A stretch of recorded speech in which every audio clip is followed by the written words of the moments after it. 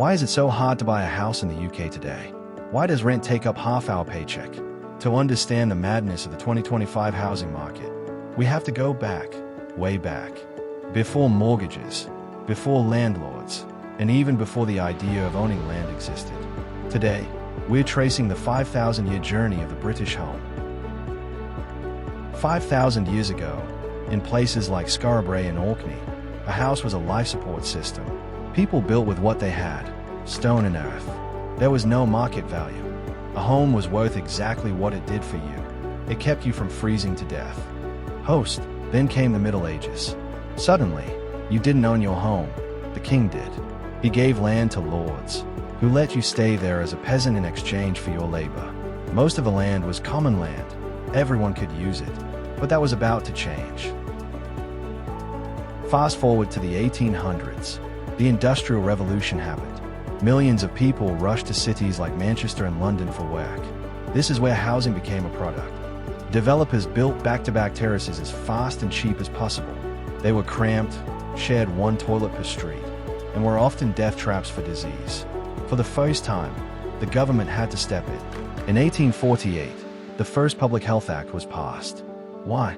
Because the government realized that if workers didn't have decent homes, the country couldn't function.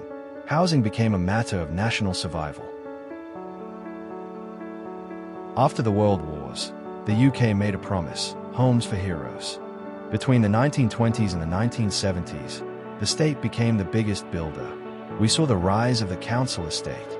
These weren't just basic shelters. They had gardens, indoor plumbing, and separate bedrooms. Host, by 1970, nearly 42% of British people lived in council housing. It was affordable, secure, and viewed as a public service, like the NHS. But in 1980, the philosophy shifted forever.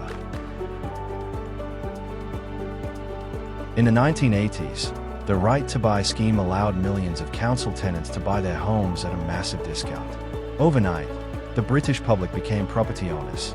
We stopped thinking of a home as a place to stay and started thinking of it as a property ladder to climb. In the 90s, the buy-to-let mortgage arrived. Regular people started buying second or third homes to rent out as their retirement plan. Housing wasn't just shelter anymore. It was the UK's favorite way to make money. This financialization pushed prices up faster than wages could ever keep up.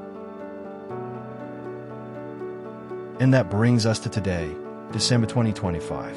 The average UK house now asks for around £358,000, and we are seeing a massive shift in how we live. We call it generation rent. But there is hope. The government has just passed the Renters' Rights Act 2025, which finally bans no-fault evictions and stops bidding wars for rent. We're also seeing a new towns task force aiming to build 1.5 million homes in places like Leeds and North London, the biggest building project since the 1940s. So, here we are. We've gone from stone huts to Victorian slums, from the pride of council houses to the property ladder obsession.